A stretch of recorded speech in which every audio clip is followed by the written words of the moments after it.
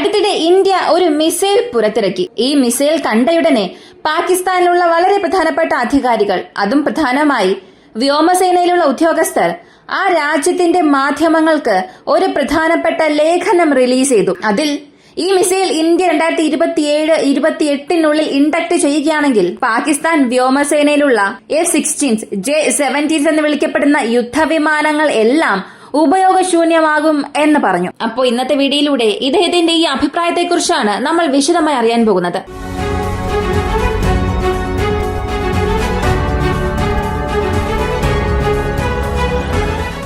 ആദ്യത്തെ കാര്യം, ഇന്ത്യ പുറത്തിറക്കിയ ആ മിസൈൽ ഏതാണെന്ന് ചോദിച്ചാൽ ആസ്ട്ര മാർക്ക് 3.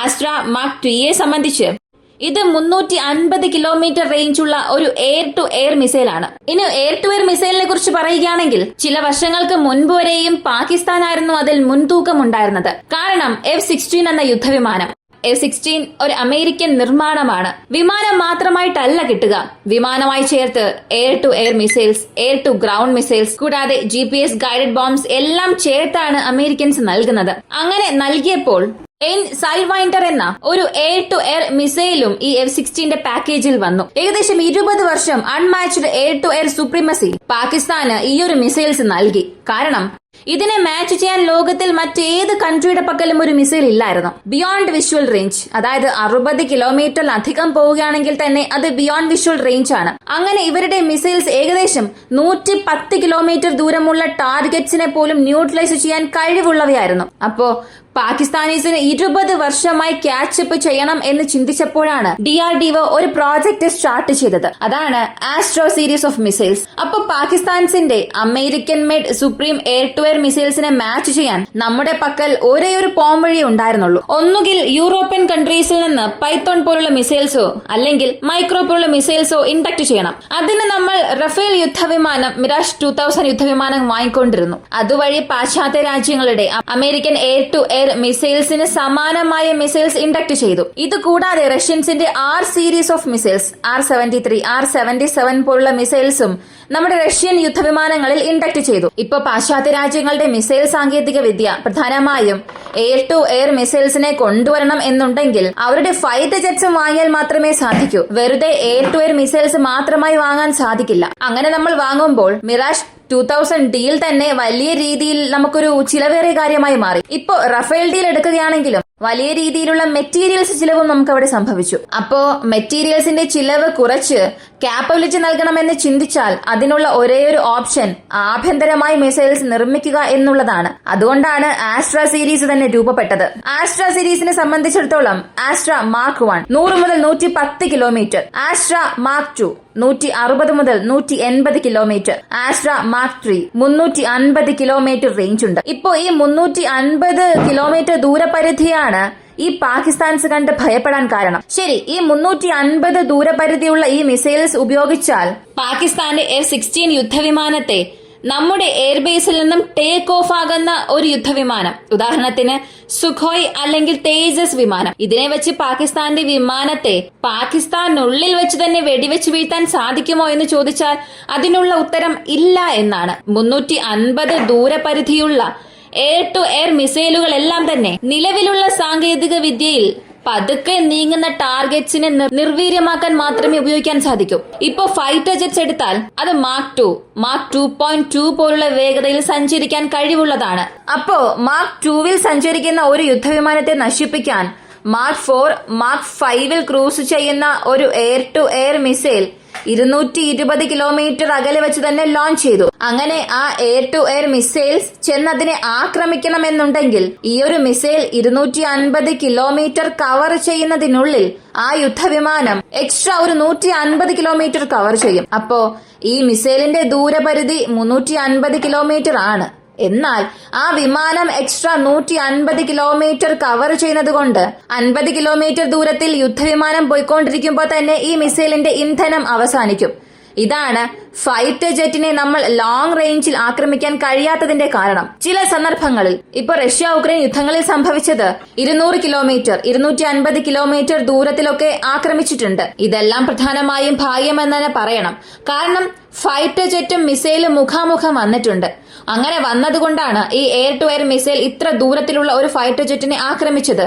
ഒരുപക്ഷെ ആ ഫൈറ്റർ ജെറ്റ് ഈ ഒരു എയർ ടു എയർ മിസൈലിനെ നോക്കി വരാതെ എതിർദിശയിൽ പോയിരുന്നെങ്കിൽ ഇതൊരിക്കലും സാധിക്കില്ല. കൂടാതെ ആ യുദ്ധവിമാനം എഞ്ചിൻ തകരാറ് കാരണം വളരെ പതുക്കെ പോയിക്കൊണ്ടിരുന്നാലും പോസിബിൾ ആണ്. അതല്ലാതെ ഒരു ഫൈറ്റർ ജെറ്റിന് ഇങ്ങനെ ലോങ് റേഞ്ച് മിസൈൽസ് ഉപയോഗിച്ച് കറന്റ് ടെക്നോളജി വെച്ച് ആക്രമിക്കുക എന്നുള്ളത് സാധ്യതയില്ലാത്ത കാര്യമാണ്. അപ്പോ ആസ്ട്ര മാർക്ക് 3 എന്തിനാണ് എന്ന് ചോദിച്ചാൽ ഏവാക്സ് കൂടാതെ ഫ്യൂവൽ ടാങ്കേഴ്സിനെ നശിപ്പിക്കാനാണ്. കാരണം ഈ വാർഫെയറിനെ സംബന്ധിച്ച് ഇലക്ട്രോണിക് വാർഫെയർ ആയാലും യുദ്ധവിമാനങ്ങൾക്ക് ആവശ്യമായ റേഞ്ച് എക്സ്റ്റെൻഡ് ചെയ്യുന്ന പ്രധാനപ്പെട്ട അസറ്റ്സ് എല്ലാം നോക്കിയാൽ വളരെ പതുക്കെ പറക്കാൻ കഴിവുള്ളവയാണ്. കൂടിപ്പോയാൽ 700-800 കിലോമീറ്റർ വേഗതയിൽ മാത്രമേ പറക്കൂ.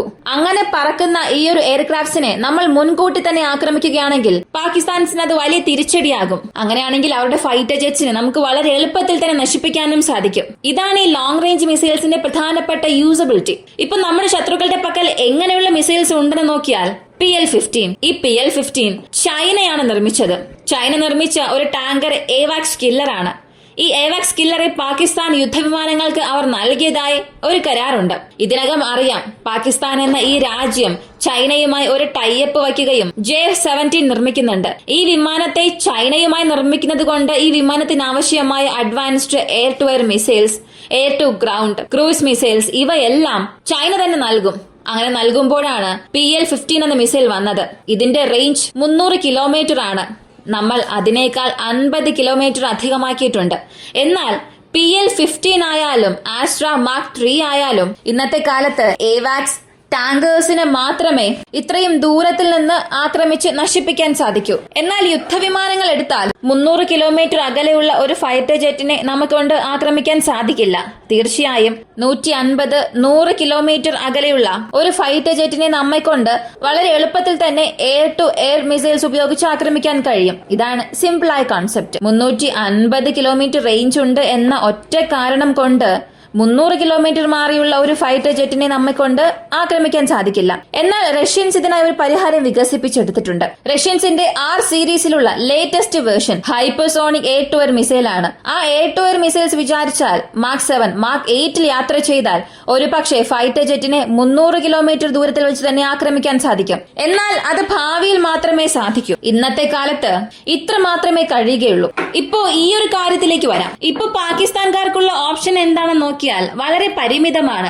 അവരുടെ J-17 തണ്ടർ എന്ന യുദ്ധവിമാനത്തിൽ PL-15 ഇൻഡക്ട് ചെയ്താൽ തന്നെ നമ്മളുമായി അവരെ കൊണ്ട് പോരാടാൻ സാധിക്കില്ല. കാരണം അവർ റേഞ്ച് വൈസ് 50 കിലോമീറ്റർ കുറവാണ്. കൂടാതെ നമ്മുടെ മിസൈൽസ് SFDR എന്ന സാങ്കേതിക വിദ്യ ഉപയോഗിക്കുന്നുണ്ട്, സോളിഡ് ഫ്യൂൽ ഡക്റ്റഡ് റാംജെറ്റ്. ഇതിനെക്കുറിച്ച് നമ്മൾ ഇതിനകം തന്നെ വ്യക്തമായി അറിഞ്ഞതാണ്. നമ്മൾ ഇങ്ങനൊരു സാങ്കേതിക വിദ്യ ഉപയോഗിക്കുന്നത് കൊണ്ട് പാകിസ്ഥാനിൽ നിന്നും നമ്മൾ അല്പം ഉയർന്നാണ് നിൽക്കുന്നത്. 20 വർഷത്തിന് മുൻപ് എയർ ടു എയർ മിസൈൽസ് എന്ന കാറ്റഗറിയിൽ നമുക്ക് പാകിസ്ഥാനിയരുമായി താരതമ്യം ചെയ്യാനേ സാധിക്കില്ല. അത്രത്തോളം അവർ ആ മുകളിലായിരുന്നു. എന്നാൽ ഇന്ന് എത്രത്തോളം നമ്മൾ മുന്നിലേക്ക് വന്നു എന്നുള്ളത് DRDOയുടെ പ്രധാനപ്പെട്ട ഒരു അച്ചീവ്മെന്റ് നമ്മൾ കാണണം. ഇതാണ് പാകിസ്ഥാനിലെ സൈനിക അധികാരികൾ കണ്ട് ഭയപ്പെടുന്നത്.